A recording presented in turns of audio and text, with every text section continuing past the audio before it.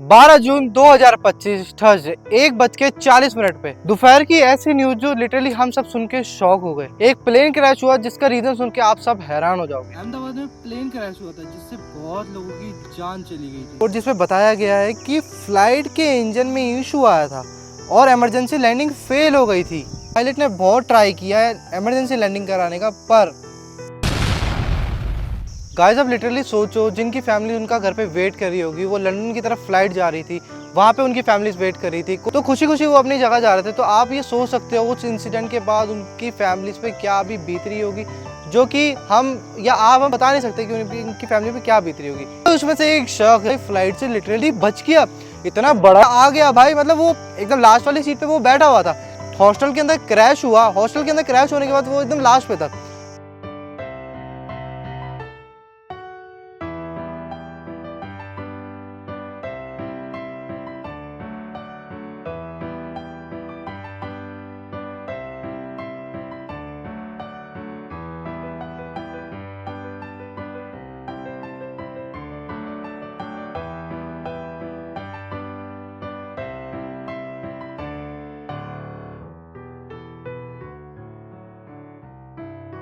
में प्लेन जाके क्रैश हुआ, जैसे उन्हें एग्जिट गेट तोड़ा, वो बाहर आया और उसने जंप मार दी।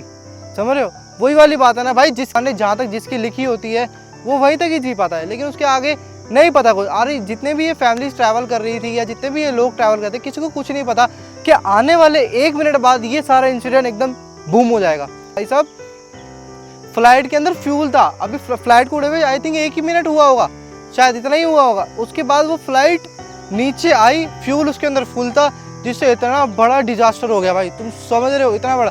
और उस बंदे ने अपनी जान बचा ली, काफी सारे हॉस्टल के बंदे उसके अंदर भी मर गए हैं। ठीक है, आपका क्या कहना है? आप जब फ्लाइट में ट्रैवल करते हो, आपके साथ कभी ऐसे वियर्ड इंसिडेंट हुए या नहीं? और गाइस, उस प्लेन के अंदर ऑलरेडी खराबी आ चुकी थी। एक किसी पर्सन ने अपने अपलोड करके बताया कि इस प्लेन के अंदर एसी नहीं चल रहा है, टीवी स्क्रीन नहीं चल रही है, हैंग। मतलब ये संकेत, और प्लेन भाई 11 साल पुराना था, मतलब ये संकेत ऑलरेडी कहीं ना कहीं से मिल रहे थे कि बहुत ही बड़ा डिजास्टर होने वाला है। कितनी अनप्रेडिक्टेबल है भाई। तो गाइस, अगर आपको ये डिटेल में और जानना है तो मैंने इसकी वीडियो एआई की मदद से बना रखी है, आप एक बार ये देखो।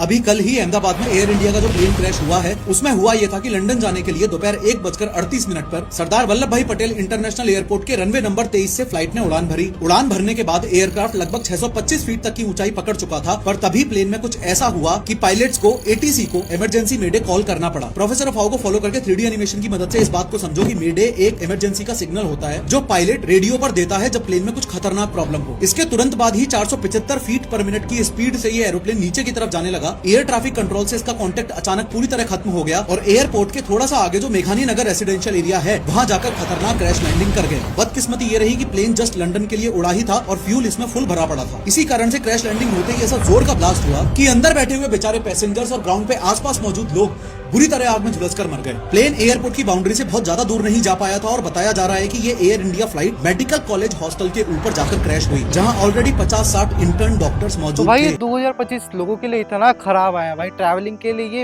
ईयर बहुत ही खराब है, क्योंकि पहलगाम वाला इंसिडेंट हुआ और बाकी और भी इंसिडेंट हुए हैं। कि आपने देखा ही होगा कि पिछले कुछ दिनों के अंदर एक प्लेन के साथ बहुत बड़ी घटना हो गई थी, जिसपे प्लेन का आगे का हिस्सा उड़ गया था वेदर के कारण, तो प्लेन क्रैश होते होते बच गया। भाई साहब, एक लड़की भूमि चौहान जो कि बच गई भाई, लिटरली उसकी 10 मिनट से फ्लाइट मिस हो गई थी, सिर्फ 10 मिनट से। पहले तो वो रिग्रेट कर रही होगी कि फ्लाइट क्यों मिस हो गई, ये वाली खबर पता चली होगी तो वो थैंक गॉड कर रही होगी। उसने मेंशन भी करा है, मैं आपको उसका एक बार आर्टिकल दिखा देता हूँ। बस इस इंसिडेंट के बाद मम्मी का और पापा का क्या रिएक्शन है, मैं अभी आपको दिखाता हूँ।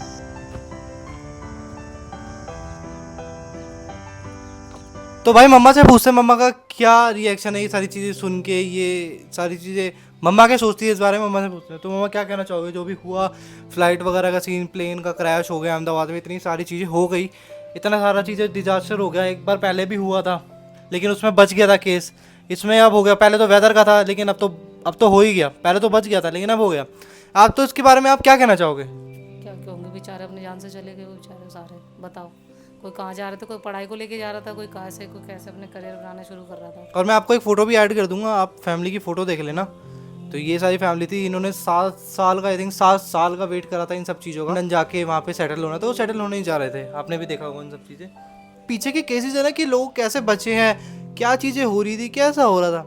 हाँ, तो क्या कह रहे थे? मैं यही तो बोल रही हूँ कि भाई बहुत गलत हुआ, अब इससे दुआ के सिवा क्या कर सकते हैं। यही मन्नत मांगो भगवान उनके आत्मा को शांति दे। घर में अपने बैठे हुए हैं और बाहर दुनिया में पता क्या से क्या हो जाता है। तो जाना कहीं सेफ ही नहीं है। बताओ, ट्रेन से जाओ तो दिक्कत है, फ्लाइट से जाओ तो दिक्कत है, जाए तो किससे जाए, कहाँ जाए, समझ में नहीं आती। तो आप ये भी तो देखो, अब ट्रैवल करना भी जरूरी है, बिना ट्रैवल के काम नहीं चलेगा। लोग जॉब वगैरह भी करते, तो बिना ट्रैवल के कुछ नहीं चल सकता। ठीक है, ट्रैवल तो एट द एंड करना ही पड़ेगा।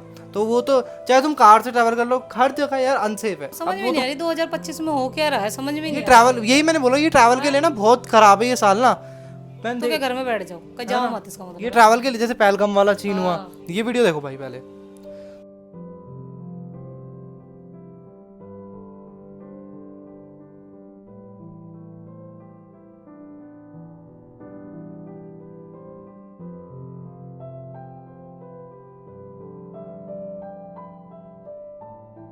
और आपने देखा होगा कि इसमें भगवत गीता थी, लोगों ने कैरी कर रखी होगी अपने साथ। भाई सब कुछ खत्म हो गया, लेकिन भगवत गीता नहीं चली।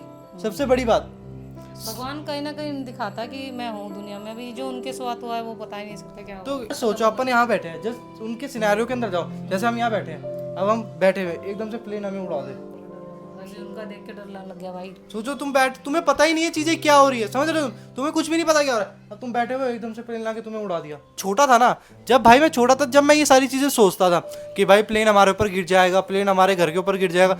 ये चीजें अब रियल में देखी है ना, बचपन का जो ये मतलब सोचते थे, क्योंकि बचपन में ऐसा दिमाग चलता था। तो गाइस मैं बैठा हूँ अभी पापा के साथ, तो पापा से पूछते हैं पापा का क्या बोला है इन सब चीजों पे। सरकार की गलती है तो देखना चाहिए कि भाई जब इतना बड़ा हमारा एयरलाइंस है उसको देख रेख के फिर भेजना चाहिए, और इतने लोगों की जान गई है।